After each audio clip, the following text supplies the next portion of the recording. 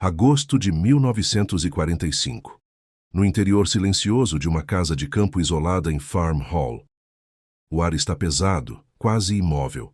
As janelas permanecem fechadas, não por causa do clima, mas por algo invisível. Algo que observa, escuta, registra. Dentro, 10 dos mais brilhantes cientistas da Alemanha nazista caminham lentamente entre móveis austeros, livros espalhados e xícaras de chá esquecidas. Homens que até poucos meses antes moldavam o futuro da física nuclear sob o comando do Reich. Agora, estão confinados. Você quase consegue sentir o silêncio desconfortável entre eles. Não é apenas o fim da guerra que pesa. É a incerteza, o desconhecido. No centro daquele grupo está Werner Heisenberg, seus olhos carregados de cálculo constante, mesmo quando não há papel ou quadro negro à frente. Ele anda de um lado para o outro, como se ainda estivesse tentando resolver algo que não fecha. Ao redor dele, nomes como Otto Hahn e Carl Friedrich von Weizsäcker mantêm conversas fragmentadas. Fragmentos de teorias, de hipóteses, de suposições que nunca chegaram ao fim. Eles não sabem, mas cada palavra dita ali está sendo gravada. Microfones escondidos nas paredes capturam cada detalhe, cada dúvida, cada hesitação. O projeto britânico que os mantém ali, conhecido como Operação Epsilon, não busca apenas conter esses homens. Busca entender o quanto eles realmente chegaram perto. E então o rádio é ligado. Um som simples, um clique quase banal. Mas o que vem a seguir não é. A transmissão atravessa o silêncio como uma lâmina. Uma voz britânica, firme, controlada, anunciando que uma única bomba destruiu uma cidade inteira no Japão. Uma arma baseada na fissão nuclear. Por um instante, ninguém reage. É como se o significado ainda não tivesse alcançado a sala. Mas então, lentamente, os rostos mudam. Otto Hahn se inclina para a frente, o corpo rígido, os olhos fixos em um ponto invisível. Ele entende antes dos outros. Afinal, foi ele quem descobriu a fissão nuclear anos antes, ao lado de Lise Meitner. Ele sabe o que aquilo significa, e o peso disso começa a esmagá-lo. Heisenberg para de andar. Pela primeira vez ele parece imóvel, incrédulo. Você consegue perceber o momento exato em que a lógica tenta alcançar a realidade e falha. Uma cidade inteira, destruída por uma única explosão? Isso não faz sentido. Não na escala que eles conhecem. Não com os cálculos que fizeram. Não com os limites que acreditavam existir. Mas a voz no rádio continua. Hiroshima. O nome ecoa na sala como um veredito. Alguns tentam racionalizar imediatamente. Deve ser propaganda. Exagero. Uma distorção para intimidar o mundo. Afinal, eles trabalharam nisso. Eles conhecem as dificuldades. Sabem o quão distante parecia a construção de uma bomba funcional. Sabiam ou pensavam que sabiam. Heisenberg começa a falar, mas suas palavras não têm a firmeza habitual. Ele tenta explicar. Tenta reconstruir mentalmente o processo que levaria àquilo. Urânio-235, massa crítica, reação em cadeia. Os conceitos estão todos ali, intactos, mas algo não fecha. Algo está errado. Ou talvez, sempre esteve. Enquanto isso, Carl Friedrich von Weizsäcker observa em silêncio. Seus olhos não estão no rádio, nem nos colegas. Estão voltados para dentro, como se estivesse revendo cada decisão, cada caminho não seguido. E então surge a pergunta, não dita em voz alta, mas presente em todos ali. Como? Como os aliados chegaram lá e eles não? A resposta começa a se formar lentamente, como uma sombra que cresce nas paredes. Não foi apenas ciência, foi escala, foi indústria, foi coordenação. Foi algo que eles, dentro da Alemanha, nunca realmente tiveram. Mas naquele momento, isso ainda não está claro. O que existe é apenas choque. E uma sensação crescente, quase sufocante, de que algo monumental aconteceu. Algo que redefine não apenas a guerra, mas o próprio limite do que a humanidade pode fazer. Werner Heisenberg se afasta dos outros, caminhando até uma janela. Ele não a abre. Apenas olha para o vidro, como se pudesse ver além dele, como se pudesse ver o erro, porque naquele instante uma possibilidade começa a se insinuar, silenciosa, incômoda. E se eles nunca estiveram nem perto? O rádio continua. A voz descreve destruição, calor, luz, uma energia liberada em uma fração de segundo que ultrapassa qualquer explosão convencional já vista. E então, finalmente, a realidade atinge. Não é propaganda, é verdade. E isso muda tudo. O que eles pensavam ser impossível foi feito. E não por eles. O silêncio que se segue é diferente agora. Mais pesado, mais denso. Não é apenas surpresa, é derrota intelectual. Porque pela primeira vez, aqueles homens começam a perceber que a corrida que acreditavam liderar pode nunca ter sido uma corrida de fato. E a pergunta que paira no ar não é mais como eles fizeram isso, mas sim, o que nós deixamos de fazer? E essa resposta ainda está por vir. O silêncio não dura. Ele se rompe em fragmentos, passos apressados, cadeiras sendo arrastadas, vozes que tentam recuperar o controle. A sala, antes estática, ganha movimento. Mas não é ação coordenada, é inquietação. Werner Heisenberg volta ao centro do cômodo, agora com um objetivo claro: entender. Não aceitar, não ainda, entender. Ele começa a reconstruir o problema em voz alta, como se estivesse diante de um quadro negro invisível. Urânio 235. Separação isotópica. Massa crítica. Os conceitos são familiares, quase confortáveis, mas o resultado não pertence ao mundo que ele conhecia. Ele tenta estimar rapidamente. Quantidade de material necessária, geometria da explosão, eficiência da reação em cadeia. Seus números surgem com hesitação, grandes demais, impraticáveis. Para ele, a construção de uma bomba exigiria toneladas de urânio enriquecido, algo que a Alemanha nunca conseguiu sequer se aproximar. E isso o tranquiliza por um breve instante. Porque, se os números são impossíveis, então a bomba também deveria ser. Mas o rádio ainda ecoa na memória da sala. Hiroshima não é um cálculo, é um fato. Otto Hahn se afasta, visivelmente abalado. Há algo diferente em sua reação. Não é apenas surpresa científica, é peso moral. Ele sabe que sua descoberta abriu essa porta. A fissão nuclear, que um dia foi apenas um avanço acadêmico, agora tem um nome, um lugar, e milhares de mortos associados a ela. Ele não fala muito, não consegue. Enquanto isso, Carl Friedrich von Weizsäcker começa a formular outra linha de pensamento. Mais fria, mais distante. Ele observa Heisenberg, escuta os cálculos e então diz algo que muda o tom da sala. Talvez não seja impossível. Talvez eles apenas não tenham seguido o caminho até o fim.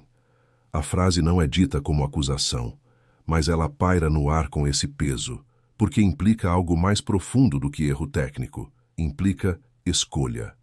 Heisenberg reage imediatamente, quase defensivo. Ele insiste que a Alemanha nunca teve os recursos necessários, que a indústria estava fragmentada, que os reatores experimentais eram limitados, que o esforço nunca foi comparável ao que seria necessário para produzir uma arma. E isso é verdade. Mas não é toda a verdade. A conversa começa a se fragmentar em duas direções. De um lado, a tentativa de provar que o projeto alemão nunca teve intenção real de construir uma bomba. Do outro, a suspeita crescente de que talvez eles simplesmente não tenham conseguido. E essa segunda possibilidade é mais difícil de aceitar. Porque não é sobre moral, é sobre fracasso. Você consegue sentir a mudança no ambiente. Não é mais apenas incredulidade, é análise defensiva. Cada argumento carrega uma camada de justificativa, como se estivessem tentando convencer não apenas uns aos outros, mas a si mesmos. Então Heisenberg faz algo diferente. Ele pede tempo. Se retira para um espaço mais isolado dentro da casa, levando consigo apenas papel e lápis. Agora não há mais conversa nem debate, apenas números. Horas passam. Lá fora, os outros aguardam. O clima é tenso, mas contido. Alguns caminham, Outros permanecem sentados em silêncio. O som mais alto é o de passos e respirações contidas. E então ele retorna, com uma expressão diferente. Não é mais dúvida, é algo mais pesado. Heisenberg apresenta um novo cálculo, desta vez mais refinado, mais próximo da realidade. Ele reconsidera a massa crítica, levando em conta uma configuração mais eficiente, uma compressão mais eficaz do material físsil. E lentamente, os números começam a fazer sentido. Não toneladas, quilos. Uma diferença que muda tudo. Você quase consegue sentir o momento exato em que a percepção se alinha com a realidade. Não há explosão emocional. Não há reação imediata. Apenas silêncio. Porque agora, pela primeira vez, eles entendem. Era possível. Sempre foi. E isso muda completamente a natureza da surpresa. Não é mais como os aliados fizeram isso, é porque nós não fizemos. Werner Heisenberg não olha diretamente para os outros enquanto explica. Seus olhos permanecem nos papéis, como se ainda estivesse preso ao cálculo. Mas sua voz carrega algo novo, uma ausência de certeza que não estava ali antes. Carl Friedrich von Weizsäcker escuta atentamente. E então, quase em um sussurro, articula o pensamento que ninguém quer confrontar completamente. Se eles conseguiram, então nós poderíamos ter conseguido também. A frase não encontra resposta imediata, porque a implicação é inevitável. Eles não foram impedidos apenas por falta de recursos. Houve decisões, prioridades, caminhos não seguidos e talvez subestimação. Subestimação do que seria necessário. Ou pior, subestimação do inimigo. O ambiente muda novamente. Agora não há mais negação, apenas reconstrução. Cada um começa, silenciosamente, a rever o passado. Reatores que não avançaram, experimentos interrompidos, falta de coordenação entre equipes, a ausência de uma mobilização total. Enquanto isso, do outro lado do mundo, o Projeto Manhattan já havia reunido milhares de cientistas, engenheiros e operários, infraestrutura massiva, recursos praticamente ilimitados, uma escala que nenhum deles na Alemanha realmente experimentou. Mas essa comparação ainda não foi completamente verbalizada. Ainda não. Porque o que está emergindo agora é algo mais pessoal, responsabilidade e talvez alívio. Porque em meio à realização de que falharam, surge também uma pergunta silenciosa. E se tivéssemos conseguido? O que isso teria significado? O que teria acontecido? Se aquela explosão tivesse outro destino? A resposta não vem. Mas a possibilidade é suficiente para alterar o peso da sala mais uma vez. Agora não é apenas ciência, é consequência. E enquanto essa percepção se aprofunda, um novo desconforto começa a surgir, mais sutil, mas impossível de ignorar. Talvez eles não tenham perdido apenas uma corrida tecnológica. Talvez tenham escapado de algo muito maior. Mas essa ideia ainda está longe de ser aceita. A casa permanece em silêncio, mas não é mais o mesmo silêncio. Agora, ele carrega significado. Os cálculos estão feitos. As dúvidas técnicas resolvidas. A distância entre o possível e o real já não existe mais. Foi atravessada, compreendida e aceita. Mas o que fica no lugar dessa compreensão não é alívio imediato. É algo mais complexo. Werner Heisenberg permanece sentado, os papéis ainda à sua frente. Não há mais nada a corrigir, nenhuma equação a revisar. E ainda assim, ele não se move. Como se abandonar aqueles números fosse também aceitar completamente o que eles significam. Porque agora está claro. A bomba não exigia milagres. Exigia foco, escala, decisão. E isso muda tudo. Ao redor da sala, os outros começam a se reorganizar, não fisicamente, mas internamente. A conversa retorna, mais lenta, mais cautelosa. Não há mais especulação exagerada, nem tentativas de negar o ocorrido. Há apenas análise e uma crescente necessidade de dar sentido ao que aconteceu. Otto Hahn finalmente fala mais do que algumas palavras isoladas. Sua voz é baixa, quase contida. Ele não discute números, nem estratégia. Ele fala sobre consequência. Ele sabe. A reação em cadeia que um dia observou em laboratório agora existe no mundo real, fora de qualquer controle acadêmico. E não há como desfazer isso. Você consegue perceber o peso desse momento. Não é apenas um cientista confrontando sua descoberta. É alguém percebendo que o conhecimento, uma vez liberado, não pode mais ser contido. Enquanto isso, Carl Friedrich von Weizsäcker articula algo que lentamente começa a tomar forma entre todos. Uma narrativa. Uma forma de organizar o passado. Talvez, ele sugere, o projeto alemão nunca tenha sido verdadeiramente direcionado para uma bomba. Talvez tenham, consciente ou inconscientemente, evitado esse caminho. A ideia não surge como mentira. Surge como necessidade, porque oferece uma alternativa ao fracasso puro. Transforma a ausência de resultado em escolha, e por um momento, isso parece funcionar. Alguns concordam, outros não contestam. A tensão diminui ligeiramente, como se aquela interpretação oferecesse um tipo de estabilidade emocional, uma forma de coexistir com o que acabaram de descobrir. Mas há um problema. Os fatos não desaparecem. A falta de coordenação, a escassez de recursos, as decisões fragmentadas, tudo isso ainda está lá. E mais importante, o contraste com o projeto Manhattan se torna impossível de ignorar. Do outro lado, houve alinhamento total. Milhares de pessoas trabalhando em sincronia. Infraestrutura colossal. Prioridade absoluta. Um esforço que tratava a bomba não como possibilidade, mas como inevitabilidade. E isso é o que realmente separa os dois mundos. Não apenas ciência, mas intenção aplicada em escala industrial. Werner Heisenberg escuta tudo isso sem interromper, mas há algo em sua expressão que não se resolve. Ele não rejeita completamente a ideia de que poderiam ter evitado o caminho da bomba, mas também não a aceita plenamente, porque ele sabe que em diferentes momentos a possibilidade foi considerada, que os cálculos existiram, que o caminho estava, pelo menos em teoria, traçado.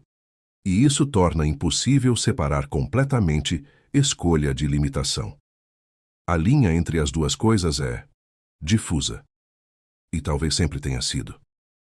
O ambiente se estabiliza lentamente, não porque as respostas foram encontradas, mas porque o choque inicial já passou. O que resta agora é reflexão. Uma reconstrução silenciosa de tudo o que levou até aquele ponto. E no centro disso, uma percepção começa a se consolidar. Eles não estavam em uma corrida que perderam no último momento. Eles estavam em uma corrida que nunca correram da mesma forma. E isso muda o significado da derrota. Porque não é apenas sobre chegar depois. É sobre nunca ter realmente tentado chegar primeiro. Mas, mesmo essa conclusão, não encerra a história. Porque há uma última camada. Mais profunda, mais incômoda. Enquanto a noite avança sobre Farm Hall, alguns deles se afastam das discussões. O cansaço começa a pesar. Não físico, mas mental. Um tipo de exaustão que vem de confrontar algo irreversível. E então surge, quase inevitavelmente, a pergunta que ninguém quer responder em voz alta. Se tivéssemos conseguido, teríamos usado? A questão não precisa de resposta imediata, porque a guerra que eles conheciam já respondeu por eles, em outros contextos, com outras armas. Mas isso é diferente. Isso é definitivo. Você consegue sentir o peso dessa possibilidade, não como um evento alternativo, mas como uma realidade que esteve próxima. Próxima o suficiente para ser considerada, distante o suficiente para nunca ter acontecido. E talvez essa seja a única distância que realmente importa. Otto Hahn se levanta lentamente. Ele não diz nada. Não precisa. Sua expressão carrega algo que vai além de culpa ou alívio. É reconhecimento do poder, da consequência, do limite que foi cruzado por outros e que nunca poderá ser descruzado. No final não há conclusão grandiosa, não há resolução clara, apenas um entendimento silencioso que se instala entre eles. A ciência não falhou. Ela funcionou exatamente como deveria. E isso é o que torna tudo ainda mais inquietante. Porque, naquele momento, dentro daquela casa isolada, aqueles homens percebem que não estavam observando o fim de uma guerra. estavam testemunhando o início de uma nova era. Uma era onde o conhecimento não apenas explica o mundo, mas pode destruí-lo em um único instante, e essa realidade ninguém naquela sala estava preparado para carregar.